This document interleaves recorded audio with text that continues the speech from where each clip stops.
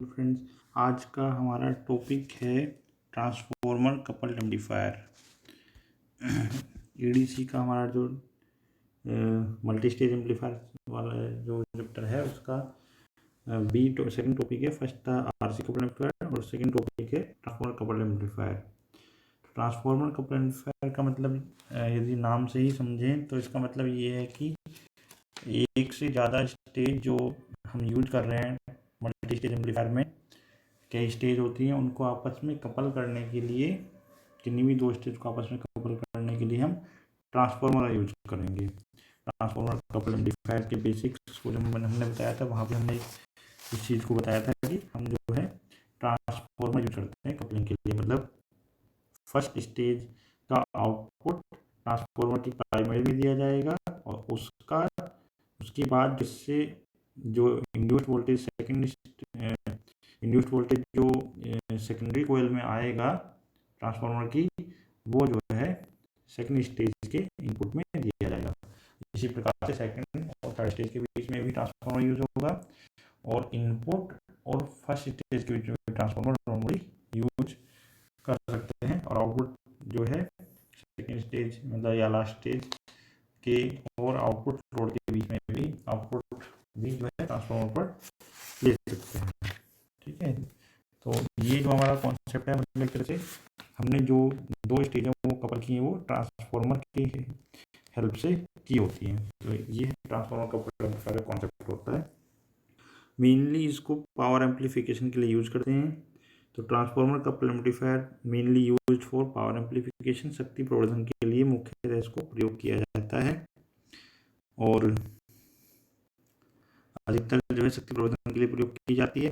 Transformer जो है एक स्टेज मतलब फर्स्ट स्टेज से मान लो कि आउटपुट इम्पीडेंस को मतलब निर्गत प्रतिबाधा को दूसरे स्टेज की इनपुट इम्पीडेंस से मैच करता है। मतलब जो है वो इम्पीडेंस मैचिंग का भी काम करता है। तो मेनली इसको पावर एम्पलीफिकेशन के लिए यूज किया जाता है और इम्पीडेंस मैचिंग का कॉन्सेप्ट में यूज होता है। ट्रांसफार्मर एक स्टेज की आउटपुट इम्पीडेंस को दूसरी स्टेज की इनपुट इम्पीडेंस से मैच करता है। मतलब कई बार ऐसा होता है कि फर्स्ट स्टेज की इम्पीडेंस जो है बहुत कम है और सेकंड स्टेज फर्स्ट स्टेज की आउटपुट इम्पीडेंस बहुत कम है और सेकंड स्टेज की इनपुट इम्पीडेंस बहुत ज़्यादा है ना। तो हम क्या करेंगे उस केस में ट्रांसफार्मर यूज करते हैं मेनली, जिससे इम्पीडेंस मैचिंग की जाती है ताकि दोनों की इम्पीडेंस मैच हो जाए। ठीक है, वो स्टेप अप है स्टेप डाउन है, वो डिपेंड करता है कि कौन सा इम्पीडेंस बढ़ाना है, कौन सा या फिर घटाना है। ठीक है, तो घटाना है मतलब वो उसको किस तरह से देखेगा। होती तो उतनी ही है इम्पीडेंस उनकी, लेकिन जब बीच में ट्रांसफार्मर आ जाएगा तो उसकी प्राइमरी और सेकेंडरी के इम्पीडेंस के हिसाब से फिर इनपुट और आउटपुट इम्पीडेंस बदल जाएंगी। तो अब ट्रांसफार्मर की फर्स्ट स्टेज की हम बात करें, ट्रांसफार्मर फर्स्ट स्टेज का आउटपुट जो है वो सेकेंड स्टेज के इनपुट में फीड किया जाता है, ये हमने अभी बताया था। और ट्रांसफार्मर की प्राथमिक कुंडली मतलब प्राइमरी कोयल को फर्स्ट स्टेज का कलेक्टर लोड बनाया जाता है। मतलब फर्स्ट स्टेज की जो कलेक्टर है उस पर यदि आरसी लगा होता था तो आरसी की जगह हम ट्रांसफार्मर की प्राइमरी कोयल को यूज करेंगे। तो इससे जो पावर डिसिपेशन है वो लो डिस्टेंस में वो कम हो जाएगा। वो होता था इसमें रियल पावर डिसिपेशन नहीं होता है यदि प्योर इंडक्टर यूज है तो, है ना। तो इसलिए इसे यूज करते हैं। ट्रांसफार्मर की प्राइमरी कोयल को फर्स्ट स्टेज की कलेक्टर लोड बनाया जाता है। और डायग्राम में इसको अच्छे से क्लियर कर सकते हैं, नेक्स्ट स्लाइड में है कि ट्रांसफार्मर की प्राइमरी कोयल को फर्स्ट स्टेज का कलेक्टर लोड बनाया जाता है और ट्रांसफार्मर की सेकेंडरी कोयल में जो इंड्यूस्ड वोल्टेज आएगी उसको सेकेंड स्टेज के इनपुट के रूप में प्रदान किया जाता है। मतलब प्राइमरी पर फर्स्ट स्टेज का आउटपुट आया, उस प्राइमरी के द्वारा सेकेंडरी कोयल में जो इंड्यूस्ड वोल्टेज होगी उसको सेकेंड स्टेज के इनपुट में फीड कर देते हैं। इसको हम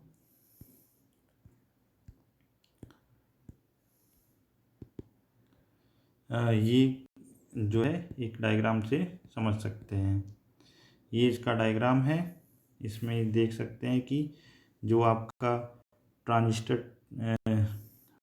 एक ट्रांजिस्टर है जो कि कॉमन एमिटर मोड में और वोल्टेज डिवाइडर बायसिंग के द्वारा बायस किया गया है। कॉमन एमिटर मोड में यूज हो रहा है और वोल्टेज डिवाइडर या पोटेंशियल डिवाइडर बाइसिंग उसमें यूज़ की गई है।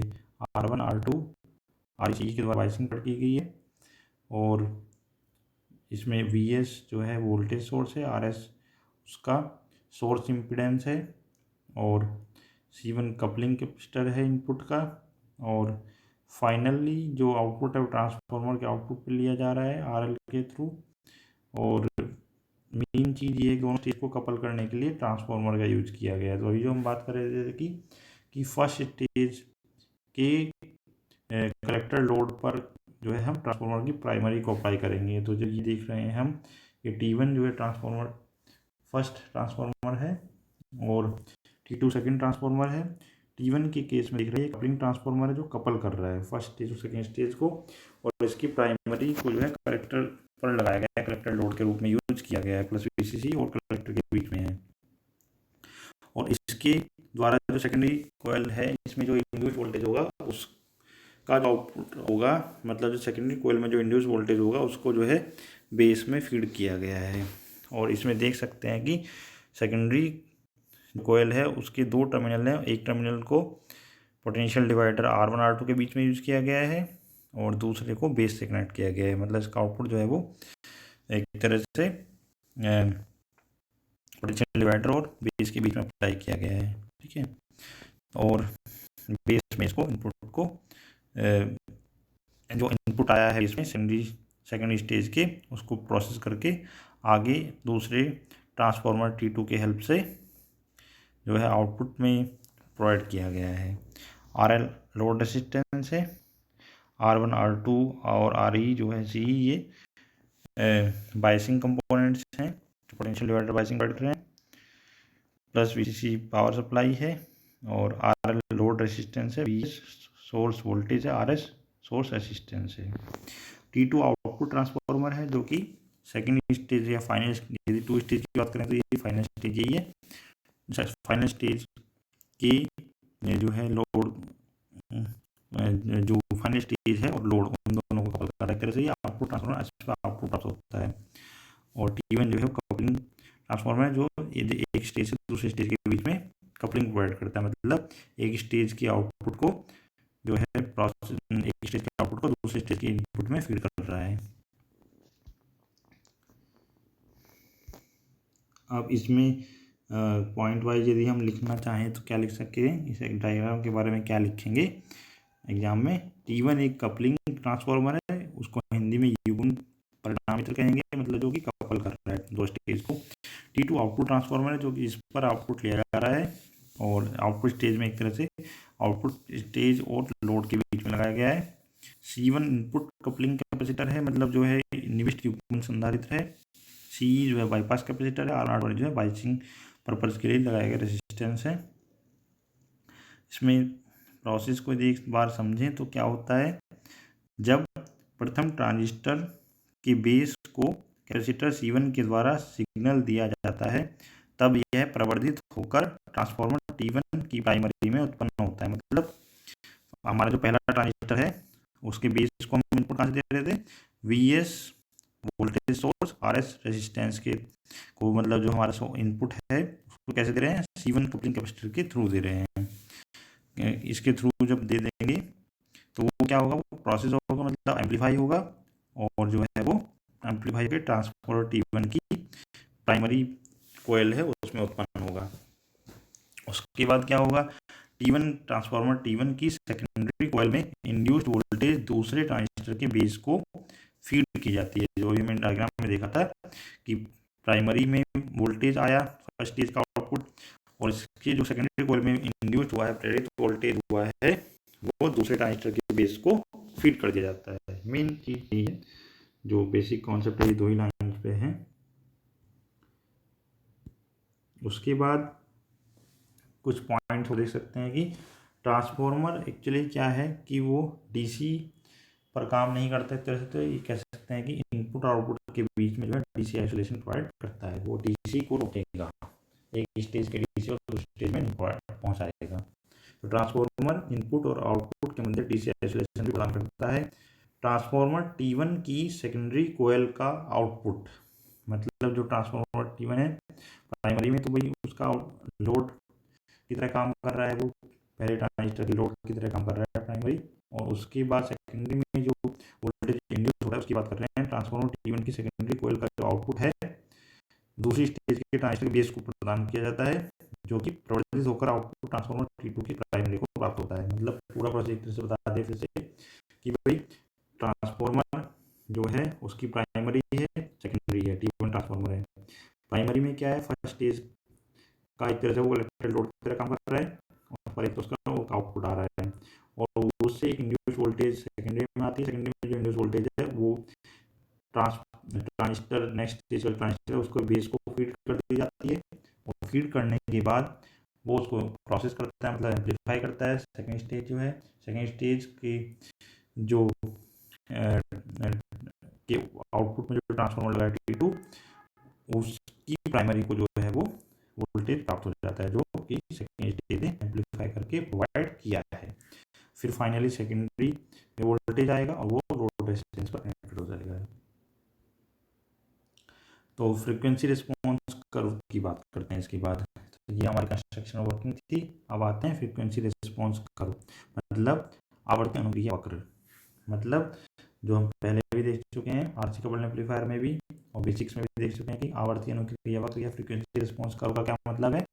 गेन का मैग्नीट्यूड और फ्रीक्वेंसी के बीच का कर्व ग्राफ, ठीक है, कि फ्रीक्वेंसी बदलने से गेन कैसे बदल रहा है। मतलब डिफरेंट डिफरेंट टाइप की हम इनपुट प्रोवाइड कर रहे हैं, डिफरेंट डिफरेंट का क्या मतलब है, उनकी फ्रीक्वेंसीज अलग अलग हैं, ठीक है।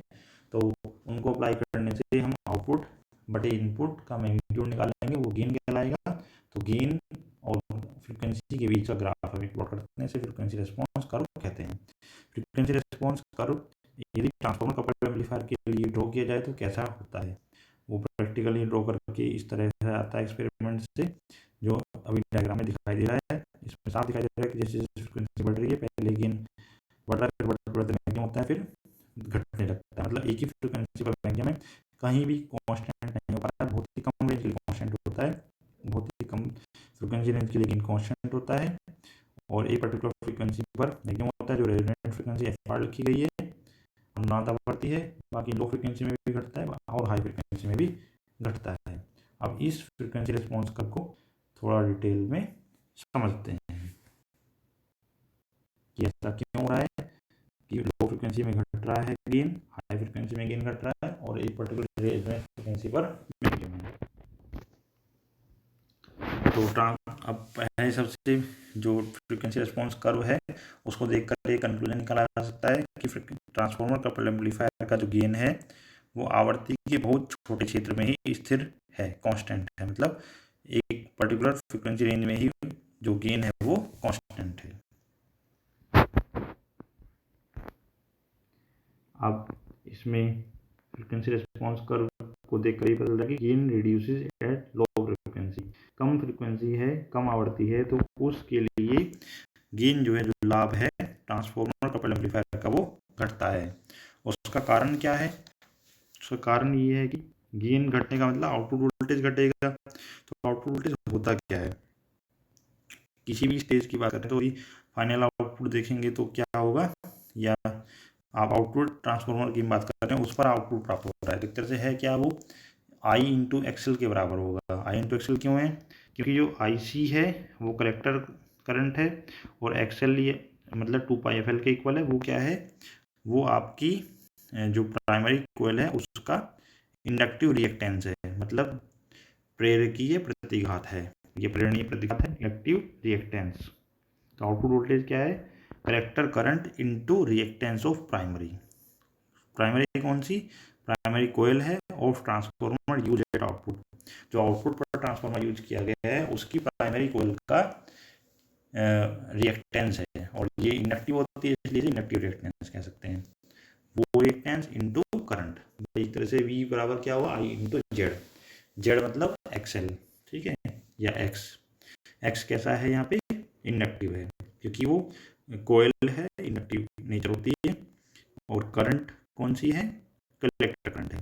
तो आउटपुट लोड में करंट फ्लो हो रही है वो IC है, कलेक्टर करंट है, और आउटपुट लोड की एक तरह से इंपीडेंस की बात करें तो रिएक्टेंस है, reactance of primary coil of transformer used at output. तो आउटपुट वोल्टेज जो है वो कलेक्टर करंट और प्राइमरी जो कि आउटपुट ट्रांसफार्मर की प्राइमरी कोयल है उसका प्रतिघात इन दोनों के गुणनफल के बराबर होता है। अब x बराबर 2πfl है, कम फ्रिक्वेंसी होगी तो x की वैल्यू कम होगी। यदि x कम होगा और IC कांस्टेंट है तो गेन जो आउटपुट वोल्टेज है वो कम हो जाएगा, इसका मतलब गेन भी कम हो जाएगा। तो लो फ्रिक्वेंसी जितनी ज़्यादा लो फ्रिक्वेंसी होगी, मतलब फ्रिक्वेंसी जितनी कम होती जाएगी उतना ही एक्स कम होता जाएगा, उतना ही आउटपुट कम होता जाएगा, मतलब गेन भी कम होता चला जाएगा। तो लो फ्रिक्वेंसी पर गेन इसलिए घटता है। अब इसको यदि एग्जाम में पॉइंट वाइज लिखना हो तो किस तरह लिखेंगे? प्रवर्धक की आउटपुट मतलब एम्पलीफायर का आउटपुट, आउटपुट ट्रांसफार्मर की प्राइमरी की आउटपुट भी कह सकते हैं भाई। जो आउटपुट है वो कहाँ आ रहा है? आउटपुट ट्रांसफार्मर की प्राइमरी कोयल जो है उसी पर आउटपुट लिया जा रहा है। उसकी आउटपुट किसके बराबर होती है? AC कलेक्टर धारा मतलब करंट IC एवं ट्रांसफार्मर की प्राइमरी कोयल के प्रतिघात रिएक्टेंस जो कि इंडक्टिव है तो इंडक्टिव रिएक्टेंस XL के गुणनफल के बराबर होती है। मतलब आउटपुट इक्वल टू क्या है? कलेक्टर करंट इंटू ट्रांसफार्मर की जो प्राइमरी कोयल उसका रिएक्टेंस ऑफ प्राइमरी कोयल। ये हमने यहाँ पे लिखा था कि आउटपुट वोल्टेज इक्वल टू क्या है? Collector current into reactance of primary coil of transformer used at output. तो फिर मैं रिपीट कर रहा हूँ कि ट्रांसफार्मर की प्राइमरी का आउटपुट कह लो या प्रवर्धक का आउटपुट। प्रवर्धक की आउटपुट जो है AC कलेक्टर धारा एवं ट्रांसफार्मर की प्राइमरी कोयल के प्रतिघात के गुणनफल के बराबर होती है।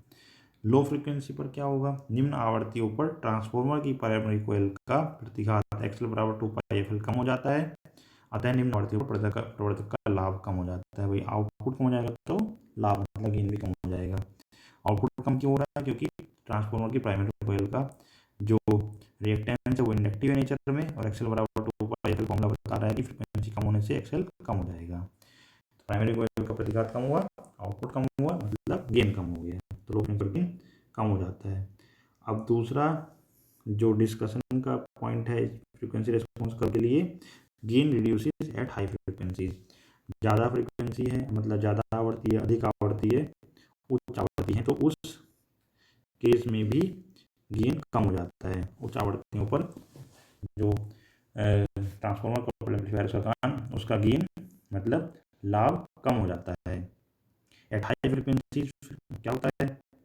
फ्रीक्वेंसी बढ़ेगी, इसका मतलब XC equal to 1/2πfc formula बता रहा है कि XC जो है F के इनवर्सली प्रोपोर्शनल है, तो फ्रीक्वेंसी बढ़ने से XC घट जाएगा। मतलब किसी भी कैपेसिटर की यदि बात करें तो हाई फ्रीक्वेंसी पर उसका कैपेसिटिव रिएक्टेंस धारिता प्रतिघात कम हो जाता है। ये हमें बहुत अच्छे से पता है। Capacitor works as short circuit और प्रोड्यूसेस लो रिएक्टेंस पाथ। मतलब यदि एक कैपेसिटर है उसके पैरेलल में कोई और इम्पीडेंस लगी हुई है और हाई फ्रीक्वेंसी पर हम बात कर रहे हैं और वो जो इम्पीडेंस है नॉर्मल रेसिस्टेंस मान लो, तो यदि प्योर रेसिस्टेंस है तो वो फ्रीक्वेंसी इंडिपेंडेंट है, लेकिन जो कैपेसिटर है वो हाई फ्रीक्वेंसी पर क्या हो रहा है? उसकी रिएक्टेंस कम हो रही है, इसका मतलब वो एक तरह से लो रिएक्टेंस पाथ प्रोवाइड कर रहा है। लो इम्पीडेंस कह लीजिए, लो रिएक्टेंस, लो इम्पीडेंस पाथ प्रोवाइड कर रहा है। मतलब यदि करंट दो पैरेलल कंपोनेंट से होकर जा रही है बढ़ रही है, दो पैरेलल कंपोनेंट में एक R है एक C है, तो हाई फ्रीक्वेंसी पर करंट जो है मैक्सिमम लो रेसिस्टेंस लो इम्पीडेंस पाथ मतलब कैपेसिटर से होकर जाएगी। ये हमारा कॉन्सेप्ट है हाई फ्रीक्वेंसी पर क्या होता है। तो इस जो हाई फ्रीक्वेंसी पर कैपेसिटर की जो बिहेवियर है लो रिएक्टेंस पाथ प्रोवाइड करने की, उसी के आधार पर हम समझेंगे कि ट्रांसफार्मर कपल एम्पलीफायर में हाई फ्रीक्वेंसी पर गेन कम क्यों होता है। अब पहले तो ये देखते हैं कैपेसिटर आ कहाँ है, आ कहाँ रहा है पिक्चर में। ट्रांसफार्मर की कुंडली जो है, जो ट्रांसफार्मर कोयल है वो एक तरह से कई सारे कोयल होते हैं, दो कोयल के बीच में एक जो है एक कैपेसिटर डिस्ट्रीब्यूटेड कैपेसिटेंस होती है। ट्रांसफार्मर की कुंडली के विभिन्न चक्रों के मध्य विद्युत धारिता मतलब डिस्ट्रीब्यूटेड कैपेसिटेंस होती है। मतलब कंटिन्यूसली जो है कैपेसिटर हर एक वाइंडिंग जो है उनके बीच में होती है, तो एक तरह से डिस्ट्रीब्यूटेड कैपेसिटेंस होती है। जो विभिन्न चक्कर हैं वाइंडिंग्स उनके बीच में, जो कोयल के जो टर्न्स हैं उन टर्न्स के बीच में हर दो टर्न के बीच में एक कैपेसिटर होगा, वो कंटिन्यूसली डिस्ट्रीब्यूटेड डिस्ट्रीब्यूटेड होगा तो डिस्ट्रीब्यूटेड कैपेसिटेंस होती है, ठीक है। डिस्क्रीट कैपेसिटेंस नहीं होती, डिस्ट्रीब्यूटेड कैपेसिटेंस होती है। और वो कैपेसिटेंस किसकी वजह से है, ट्रांसफार्मर की जो कोयल है उसकी डिफरेंट डिफरेंट टर्न्स जो है उनके बीच में होती है। दोनों प्लेट का काम कर रहे हैं जो टर्न्स हैं तो, ठीक है। ऐसे ही उसके आगे भी टर्न्स कंटिन्यूस होते हैं, तो इसलिए वो डिस्ट्रीब्यूटेड कैपेसिटेंस है। अब हाई फ्रिक्वेंसी पर क्या होगा, जो डिस्ट्रीब्यूटेड कैपेसिटेंस है वो उसका रिएक्टेंस जो कम हो जाएगा, मतलब वो लो रिएक्टेंस पाथ प्रोवाइड करे, मतलब वो बाईपास कैपेसिटर की तरह कार्य करता है। एक्चुअली हो क्या रहा है कि हमारे पास जो ट्रांसफार्मर है, यदि आउटपुट ट्रांसफार्मर की बात कर रहे हैं, तो आउटपुट ट्रांसफार्मर में यदि आउटपुट ले रहे हैं प्राइमरी कॉइल पे, वो जो है डिस्ट्रीब्यूटेड कैपेसिटेंस के रूप में कार्य करेगा, और जो प्राइमरी कॉइल है वो डिस्ट्रीब्यूटेड कैपेसिटेंस उसमें फॉर्म होगी। विभिन्न चक्रों के मध्य जो है डिस्ट्रीब्यूटेड कैपेसिटेंस आएगी, और वो जो है बाईपास कैपेसिटर की तरह कार्य करेगा हाई फ्रिक्वेंसी पर। आउटपुट जो है हमारा कलेक्टर लोड पर आना था, वो जो है ग्राउंड की तरफ जा रहा है, मतलब जो है वो एक तरह से हमारा जो गेन आउटपुट वोल्टेज वो कम हो जाएगा। उच्च आवृत्ति पर डिस्ट्रीब्यूटेड कैपेसिटेंस बाईपास कैपेसिटर की तरह कार्य करता है आता है। हाई फ्रिक्वेंसी मतलब उच्च आवृत्तियों पर आउटपुट वोल्टेज कम हो जाती है, इसका मतलब हाई फ्रिक्वेंसी पर क्या हो जाएगा, गेन कम हो जाएगा। एम्पलीफायर मतलब ट्रांसफार्मर कपल एम्पलीफायर का गेन हाई फ्रिक्वेंसी पर कम हो जाता है। तो ये जो हमारा डिस्ट्रीब्यूटेड कैपेसिटेंस है, यदि कोई ऑब्जेक्टिव पेपर आता है किसी कंडीशन में कि ट्रांसफार्मर कपल एम्पलीफायर का गेन हाई फ्रिक्वेंसी पर कम क्यों जाता है, डिस्ट्रीब्यूटेड कैपेसिटेंस के कारण। डिस्ट्रीब्यूटेड कैपेसिटेंस की वैल्यू कम हो जाएगी, जो कैपेसिटिव रिएक्टेंस है वो कम हो जाएगी, वो बाईपास कैपेसिटर की तरह कार्य करेगा, आउटपुट वोल्टेज कम होगी, मतलब गेन कम हो जाएगा। तो आंसर रहेगा ऑब्जेक्टिव में, in transformer coupled amplifier gain reduces at high frequency due to distributed capacitance, ठीक है।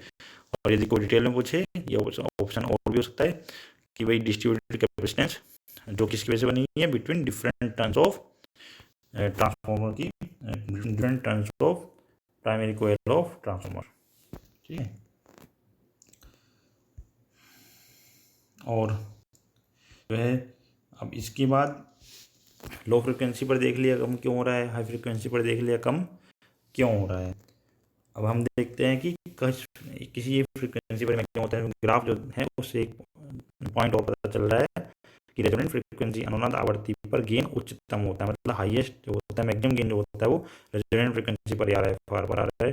डायग्राम में भी हमने देखा था अभी जो ग्राफ था। और ये जो रेजोनेंट फ्रिक्वेंसी है वो किस सर्किट की रेजोनेंट फ्रिक्वेंसी एक तरह से वो देख सकते हैं, यह आवृत्ति जो पॉइंट लिखा हमने उससे हमें पता चल रहा है क्या, कि यह आवृत्ति उस अनुनाद परिपथ की अनुनाद आवृत्ति के तुल्य होती है, इक्विवेलेंट होती है, उस सर्किट की रेजोनेंट फ्रिक्वेंसी के बराबर होती है। कौन सर्किट की, जो ट्रांसफार्मर की कोयल की इंडक्टेंस एवं धारिता वाइंडिंग कैपेसिटेंस द्वारा निर्मित होती है। मतलब ट्रांसफार्मर वही है, ट्रांसफार्मर इंडक्टिव नेचर में है, और अभी हमने बात करी कि वो उसकी टर्न्स के बीच में डिस्ट्रीब्यूटेड कैपेसिटेंस भी आ रहा है, वाइंडिंग कैपेसिटेंस भी है। तो वाइंडिंग कैपेसिटेंस और इंडक्टेंस दो हैं, एक एल है एक सी है, उसके द्वारा एक रेजोनेंट सर्किट बन रहा है, उसकी जो रेजोनेंट फ्रिक्वेंसी है उस फ्रिक्वेंसी पर गेन मैक्सिमम होता है, तो उसी से हम इसकी रेजोनेंट फ्रिक्वेंसी निकालते हैं उस सर्किट से, जो कि ट्रांसफार्मर की कोयल है उसकी इंडक्टेंस और वाइंडिंग कैपेसिटेंस द्वारा बनी हुई एक सर्किट है, उसकी रेजोनेंट फ्रिक्वेंसी ही ऐसी फ्रिक्वेंसी है जिस पर गेन मैक्सिमम आ रहा है, बाकी सभी फ्रिक्वेंसी पर गेन जो है कम हो जाता है, ठीक है। तो मैक्सिमम जो गेन है यही फ्रिक्वेंसी पर है, तो मतलब बहुत कम फ्रिक्वेंसी रेंज के लिए कांस्टेंट होता है, और लो फ्रिक्वेंसी पर भी घटता है, हाई फ्रिक्वेंसी पर भी घटता है, रेजोनेंट फ्रिक्वेंसी पर मैक्सिमम होता है। जो फ्रिक्वेंसी रिस्पॉन्स कर्व है उसकी एनालिसिस हमने इसमें की है। अब बात करते हैं कि जो ट्रांसफार्मर कपल एम्पलीफायर है उसमें फ्रिक्वेंसी डिस्टॉर्शन तो आना ही आना है, क्योंकि भाई हर फ्रिक्वेंसी पर गेन अलग अलग है, और यदि हम उसे कोई ऐसा सिग्नल दें जिसमें सारी फ्रिक्वेंसी हो, जैसे कह सकते हैं भाई कोई जो है हम एक मिक्स सिग्नल दे रहे हैं, मिक्स सिग्नल जैसे कि म्यूजिक होता है या फिर स्पीच है, जिसमें डिफरेंट टाइप की फ्रिक्वेंसी होती है, लो भी होती है, हाई होती है, तो अलग अलग फ्रिक्वेंसी का जो सिग्नल है वो अलग अलग तरीके से एम्पलीफाई होगा, मतलब उसके लिए गेन अलग अलग होगा, तो आउटपुट पे अलग अलग आएगा, तो जो हमारा फ्रिक्वेंसी डिस्टॉर्शन इसमें आ जाएगा, कि मतलब डिफरेंट इनपुट फ्रिक्वेंसी के लिए आउटपुट डिफरेंट है, मतलब आउटपुट जो है जबकि सिग्नल सेम है और लेकिन फ्रिक्वेंसी अलग अलग आ रही है, बाकी सब चीज़ पैरामीटर सेम है, तो उसका आउटपुट डिफरेंट हो जा रहा है। एक ही सिग्नल के अंदर कई फ्रिक्वेंसी कंपोनेंट है, तो उनको डिफरेंट डिफरेंट तरीके से एम्पलीफाई कर रहा है। मतलब गेन कांस्टेंट नहीं है, गेन जो है डिफरेंट है, फ्रिक्वेंसी डिफरेंट है। तो ठीक है, तो ये फ्रिक्वेंसी डिस्टॉर्शन है। ट्रांसफॉर्मर युग्मित प्रवर्धकों में मिश्रित सिग्नल संगीत एवं स्पीच पर असमान प्रवर्धन के कारण मतलब डिफरेंट गेन आ रहा है, मतलब उसका गेन करने का जो एक तरह से गेन है वो बदल जा रहा है, तो एम्पलीफिकेशन भी डिफरेंट होगा, उसके कारण आवर्ती विरूपण मतलब फ्रिक्वेंसी डिस्टॉर्शन उत्पन्न हो जाता है। तो फाइनली लिख सकते हैं स्टेटमेंट में फ्रिक्वेंसी डिस्टॉर्शन कैसे आ रहा है। ट्रांसफॉर्मर युग्मित प्रवर्धकों में मिश्रित सिग्नल संगीत एवं स्पीच इसका एग्जाम्पल है, पर असमान प्रवर्धन के कारण आवर्ती विरूपण फ्रिक्वेंसी डिस्टॉर्शन उत्पन्न हो जाता है। इसके बाद जो हमारा टॉपिक है, इसमें क्या क्या बचा है, एक तो एडवांटेज है, डिसएडवांटेजेस हैं, और इसमें जो है कुछ नोट भी हैं। लेकिन यदि एग्जाम में आता है तो नोट लिखने की आवश्यकता नहीं है, यदि स्पेशली पूछा जाए तो अलग चीज़ है उन टॉपिक्स के बारे में जो हम नोट्स में बताएंगे। लेकिन मेनली अब इसमें एडवांटेज और डिसएडवांटेज हैं। तो और इसके पहले हमने फ्रिक्वेंसी रेस्पॉन्स कर्व में हाई फ्रिक्वेंसी पर कम क्यों होता है, लो फ्रिक्वेंसी पर गेन कम क्यों होता है, और इससे पहले कंस्ट्रक्शन और वर्किंग बताइए। यही हमारा टॉपिक जो है ट्रांसफॉर्मर कपल्ड एम्पलीफायर में लिखा जाएगा, शॉर्ट नोट में आता है। तो एडवांटेज क्या है, एक ये 3 एडवांटेज आपके सामने लिखे हुए हैं। क्या क्या है, एक तो भाई हमने ये देख लिया है कि कलेक्टर और बेस में कोई रेजिस्टेंस यूज नहीं हो रहा है। भाई इनपुट जो सेकंड स्टेज का उसको भी ट्रांसफॉर्मर की सेकेंडरी कॉइल के थ्रू लिया गया है, और जो फर्स्ट स्टेज का आउटपुट है वो भी ट्रांसफॉर्मर की प्राइमरी कॉइल के थ्रू लिया जा रहा है। मतलब उसमें कोई भी रेजिस्टेंस यूज नहीं हो रहा है, ना कलेक्टर में ना ही बेस में। तो सीधी बात है कि जो इंडक्टिव नेचर है ट्रांसफॉर्मर की प्राइमरी सेकेंडरी कॉइल की, उसकी वजह से उसमें कोई पावर लॉस नहीं होगा। ठीक है, तो सिग्नल का पावर लॉस, सिग्नल की जो पावर है वो लॉस नहीं होती है, सिग्नल पावर लॉस नहीं होती क्योंकि कलेक्टर और बेस में रेजिस्टेंस का प्रयोग नहीं होता है, क्योंकि जो आपका प्योर इंडक्टर या प्योर कैपेसिटर है उसमें कोई पावर ड्रॉप नहीं होता, कोई पावर लॉस नहीं होता है। और जो है एक तरह से हम कह सकते हैं कि सिग्नल पावर लॉस नहीं होती है, और रियल पावर का कोई लॉस नहीं होता है। सेकंड है उच्च वोल्टेज लाभ प्राप्त होता है, वोल्टेज गेन आता है इसमें। और थर्ड है इसमें हाई इम्पीडेंस, अच्छी परफेक्ट इम्पीडेंस मैचिंग प्राप्त होती है, मतलब गुड इम्पीडेंस मैचिंग होती है। इम्पीडेंस मैचिंग का क्या फ़ायदा है, कैसे यूज होती है, कहाँ इसको अप्लाई कर सकते हैं, वो हम नोट में देखेंगे। वो एग्जाम में इंटरव्यू में किसी पूछा जाता है तो बताना है, या फिर कोई क्वेश्चन जिसमें ज़्यादा मार्क्स का क्वेश्चन है तब आप उसमें लिख सकते हैं, लेकिन नॉर्मली इसमें लिखने की आवश्यकता नहीं है। लेकिन इसको समझना जरूरी है क्योंकि पूछा है तो लिखना है कि जो उत्तम इम्पीडेंस मैचिंग है उसका कहाँ यूज होता है, नोट में लिख सकते हैं। वैसे यदि लाभ पूछ जाए तो इसमें कौन कौन से हैं, कलेक्टर तथा बेस में रेजिस्टेंस का प्रयोग नहीं हो रहा है, सिग्नल पावर लॉस नहीं होती है, उच्च वोल्टेज लाभ प्राप्त होता है, हाई वोल्टेज गेन प्राप्त होता है मतलब। और थर्ड है उत्तम इम्पीडेंस मैचिंग होती है। नोट में हम यही बताएंगे कि इम्पीडेंस मैचिंग का कहाँ यूज कर सकते हैं। Use of impedance matching property, transistor है, अभी मैंने बताया था कि मान लो इम्पीडेंस मैचिंग का मतलब क्या है कि हमारे पास मल्टी स्टेज एम्पलीफायर है, उसमें फर्स्ट स्टेज का आउटपुट इम्पीडेंस जो है वो सेकंड स्टेज के इनपुट इम्पीडेंस से मैच नहीं कर रहा है, मतलब बहुत ज़्यादा डिफरेंस है, ट्रांसफॉर्मर का यूज करना पड़ेगा ताकि इम्पीडेंस मैच हो जाए। इम्पीडेंस मैच करने का मतलब मान लो सेकेंड स्टेज है और फर्स्ट स्टेज है, उनके बीच में ट्रांसफॉर्मर यूज कर रहे हैं, क्यों कर रहे हैं, फर्स्ट स्टेज का आउटपुट इम्पीडेंस मान लो लो है और सेकेंड स्टेज का इम्पीडेंस मान लो बहुत हाई है, तो दोनों में बहुत डिफरेंस है, तो वोल्टेज जो है प्रॉपरली जो है ट्रांसफ़र नहीं हो पाएगी और वहाँ पर एक मिसमैच होगा, जिसकी वजह से गेन जो है हमारा जितना होना चाहिए था मल्टीप्लाई करके इवन इनटू इट वो उतना आउटपुट में नहीं आ पाएगा, हमारे पास कोई ना कोई ड्रॉप आ जाएगा। उस केस के लिए हमें इम्पीडेंस मैचिंग लगभग ऐसे होनी चाहिए ताकि फर्स्ट स्टेज का आउटपुट वोल्टेज पूरी तरह से सेकंड स्टेज के इनपुट वोल्टेज में प्राप्त हो जाए ताकि गेन मैक्सिमम हो। ठीक है, तो उस केस के लिए इम्पीडेंस मैचिंग यूज करते हैं। तो उसको लिखा जाए तो किस तरह लिखा जाएगा, इन सब चीज़ों को पॉइंट वाइज। ट्रांसफॉर्मर की आउटपुट प्रतिबाधा व ट्रांसफॉर्मर की प्राइमरी कोयल का प्रतिघात सरलता से बराबर किया जाता है। सही बात है, ट्रांसफॉर्मर है उसकी आउटपुट इम्पीडेंस ले रहे हैं हम, है ना, ट्रांसफॉर्मर की प्राइमरी कोयल का जो रिएक्टेंस है उसको आसानी से बराबर कर सकते हैं नंबर ऑफ टर्न्स के आधार पर। इसी प्रकार ट्रांसफॉर्मर की सेकेंडरी कोयल का प्रतिघात अगले पद की इनपुट प्रतिबाधा के तुल्य किया जा सकता है, मतलब जो ट्रांसफॉर्मर की सेकेंडरी कोयल है और उसके बाद जो जहाँ वो कनेक्टेड है वो सेकेंडरी स्टेज का इनपुट इम्पीडेंस है उसके भी आराम से मैच कर सकते हैं। ठीक है, नॉर्मली मल्टी स्टेज एम्पलीफायर में लास्ट स्टेज एक पावर एम्पलीफायर होता है जहाँ पर प्रवर्धक की आउटपुट एक लाउड स्पीकर को देते हैं। नॉर्मली एप्लीकेशन बताई जा रही है कि भाई कहाँ मल्टी एम्पलीफायर क्लास स्टेज कहाँ यूज़ करते हैं, वो जो एक पावर एम्पलीफिकेशन स्टेज होती है, जो लास्ट स्टेज है वो पावर एम्पलीफिकेशन स्टेज कहलाती है, मतलब उसमें पावर एम्पलीफायर यूज़ करते हैं। तो उसके बाद क्या है कि वो प्रवर्धक का जो आउटपुट है, मतलब एम्पलीफायर का आउटपुट है, वो एक लाउड स्पीकर को प्रदान किया जाता है। इम्पिडेंस मैचिंग का कॉन्सेप्ट का मतलब कैसे यूज कर रहे हैं, जैसे मतलब हम बता रहे हैं कि लास्ट स्टेज का आउटपुट है वो लाउड स्पीकर में दिया जा रहा है, उससे पहले पावर एम्पलीफायर यूज कर रहे हैं। लाउड स्पीकर की बात कर रहे हैं, जो हमारा आउटपुट एक तरह से, तो आउटपुट स्टेज लास्ट स्टेज एक तरह से, तो उसकी इनपुट इम्पिडेंस की बात करेंगे। तो इनपुट इम्पिडेंस जो होती है वो लाउड स्पीकर की बहुत कम होती है, बहुत ज़्यादा नहीं होती, 4 से 16 ओम, मतलब लगभग 10 के आंकड़े में होती है, 10 गुना में, और 4 से 16 ओम के बीच में होती है लगभग। जबकि मान लो ये एग्जाम्पल है, और ट्रांजिस्टर की मान लो आउटपुट इम्पीडेंस जो है 100 ओम्स में लगभग होती है, ठीक है, जनरली।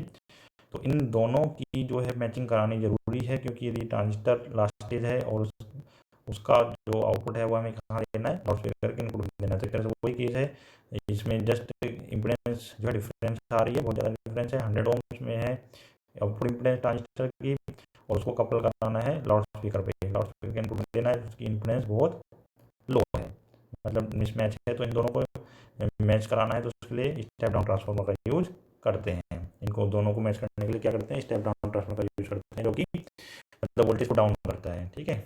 तो वोल्टेज की बात कर रहे हैं, तो Z2 अपॉन Z1 की वैल्यू N2 बाई N1 के स्क्वायर के बराबर होती है, वो कैसे समझेंगे। वहाँ पे Z2 Z1 की सब क्या चीज़ें हैं, वो ट्रांसफार्मर की बेसिक्स का ही कॉन्सेप्ट है, उसको जस्ट हमने आपकी रेफरेंस के लिए बताया है, मैथमेटिक्स है सिंपल।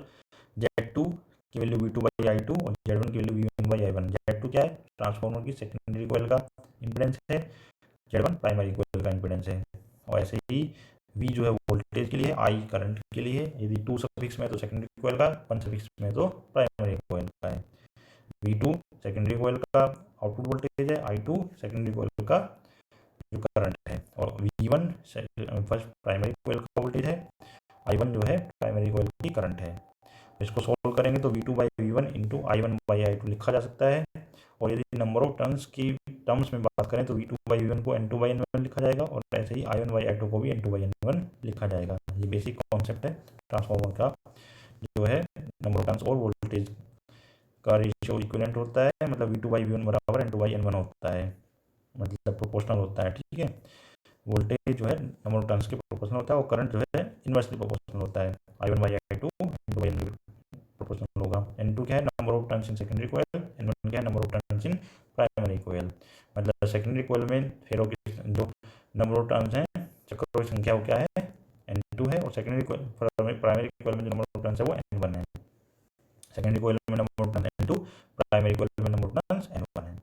तो यदि हम मल्टीप्लाई करके लिखें तो N2 बाई N1 को होल स्क्वायर लिखा जा सकता है। तो Z2 बटे Z1 मतलब जो सेकेंडरी कोयल का इम्पीडेंस है और प्राइमरी कोयल का इम्पीडेंस है, उन दोनों का रेशियो निकाल रहे हैं, सेकेंडरी कोयल का इम्पीडेंस बटे प्राइमरी कोयल का इम्पीडेंस, वो N2 बटे N1 का होल स्क्वायर के बराबर आएगा। मतलब नंबर ऑफ टर्न्स यदि बढ़ाएंगे सेकेंडरी कोयल में, तो सेकेंडरी कोयल में इम्पीडेंस बढ़ जाएगा, ठीक है। तो इसके हिसाब से हम नंबर ऑफ टर्न्स का सेटिंग करके हम इम्पीडेंस मैचिंग कर सकते हैं।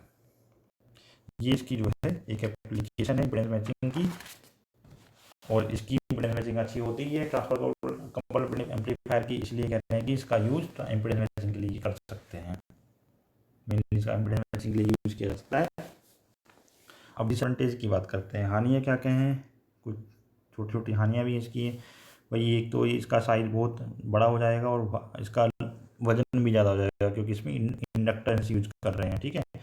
आयरन कोर यदि हम यूज कर रहे हैं, एयर कोर की जगह नॉर्मल आयरन कोर यूज कर रहे हैं, तो उसमें ट्रांसफार्मर के अंदर आयरन कोर है, उसके कारण एम्पलीफायर का आकार बड़ा हो जाएगा और भार भी अधिक हो जाएगा, क्योंकि इंडक्टर यूज कर रहे हैं, उसका साइज भी बड़ा होता है उसका जो है, और आयरन कोर के अंदर यूज कर रहे हैं तो उसका वजन भी ज़्यादा हो जाएगा। अब दूसरा है फ्रीक्वेंसी रिस्पॉन्स बहुत अच्छा नहीं है, हमने देख लिया कि उसका जो गेन है वो एक पर्टिकुलर रेजोनेंट फ्रीक्वेंसी पर ही मैक्सिमम है, किसी एक विशेष फ्रीक्वेंसी पर ही मैक्सिमम आ रहा है, बहुत ज़्यादा स्थिरता उसमें नहीं है, मतलब बहुत कम रेंज के लिए ही वो कांस्टेंट हो जाता है, ठीक है, होता है। और थर्ड है हैमिंग नॉइज भी उसमें होती है, तो वो भी उसमें आउटपुट में आता है। फोर्थ है रेडियो फ्रिक्वेंसी पर बात करें तो ट्रांसफार्मर की इंडक्टेंस और कैपेसिटेंस के कारण जो है आउटपुट डिस्टॉर्टेड प्राप्त होती है। फिफ्थ है फ्रिक्वेंसी डिस्टोर्शन अधिक होता है, वो हमने भी देखा था। ठीक है, डिफरेंट डिफरेंट फ्रिक्वेंसी रेंज का सिग्नल दे रहे हैं, मिक्स्ड सिग्नल दे रहे हैं तो उस पर फ्रिक्वेंसी डिस्टोर्शन प्राप्त होता है। तो ये फिलहाल में इसकी एडवांटेज बता दिए हमने, 2 नोट्स हैं और डिसएडवांटेज बताए हैं। बाकी फ्रिक्वेंसी डिस्टोर्शन क्या है और फ्रिक्वेंसी रिस्पॉन्स कर्व के अंदर लो फ्रिक्वेंसी और हाई फ्रिक्वेंसी पर गेन कम कैसे हो रहा है, और जो है कंस्ट्रक्शन और वर्किंग, ये ट्रांसफार्मर कपल एम्पलीफायर के टॉपिक के अंदर कवर किया गया है। तो आज की लेक्चर में इतना ही, बाकी नेक्स्ट लेक्चर में फिर से मिलेंगे। Thank you.